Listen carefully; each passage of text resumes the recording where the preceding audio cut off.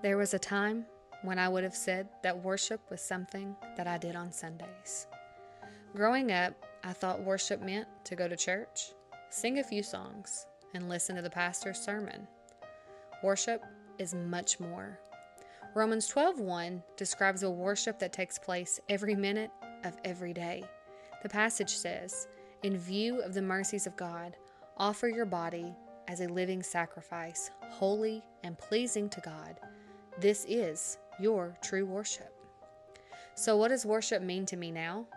I heard Pastor Louis Giglio say these words: worship is simply about value. Worship is our response to what we value most.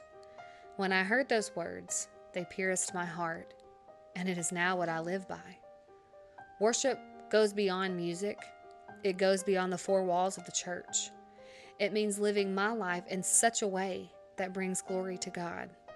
If I truly believe that God had great mercy on me, a sinner, and that Jesus Christ sacrificed his life because of my sins, then I can live like a new person. I can respond to God's great love in a way that pleases him. That should not only be on Sunday during congregational worship, but it should also be done every day of the week and in every situation. The choices I make, the work that I do, the way that I serve others, the attitude that I have, all these common everyday thoughts and actions are either worship of God or worship of self. We must choose to worship. Whatever we worship, we become. We have options to worship anything we want, but there is always a twist to the choice. Whatever we worship, we become obsessed with. Whatever we become obsessed with, we imitate. Whatever we imitate, we become. Whatever we value most will ultimately determine who we are. As my journey with Christ has grown and my role as a worship leader has blossomed, I have found that it is important to not camouflage the flawed human being that I am during my moments of leading. Thorns and all, I have a right to God's presence that has been afforded to me through redemption.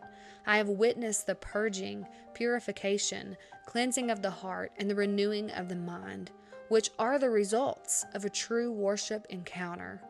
Through my worship, I want to help someone else experience Him. I can say from my experience that I have been broken, but through every breaking, worship has been the one thing that has carried me through. In my breaking, I learned that it created space for God to fill me. In the breaking, I was emptied of hurt, shame, and guilt, and was filled with His love and acceptance. Something I find important is the phrase always instead of sometimes. Worship is something that is personal between me and God, between you and God.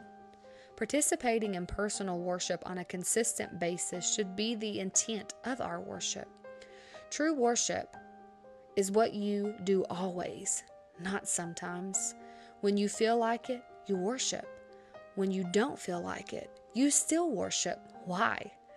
Because worship is not a matter of moods and emotionalism, but a pure desire to pray and explore the unknown about God. A true worshiper is someone who views worship as a must-do, not because it's an obligation. We understand that it is an honor to have undeniable access through grace into God's presence. When is the last time you worshiped because you wanted to, and not because you were instructed to or felt like you had to? Leading up to this live stream worship event, I want you to know that God is always seeking you.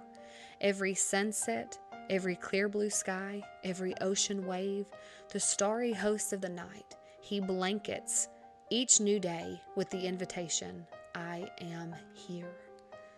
I want you to worship with me. Worship our Creator, our Father, our Advocate. I want you to really think about who He has been to you and all He has done for you. And I want our response to be pure worship, both personal and corporate, to Him for who He is, what He has done, and what He is doing right now.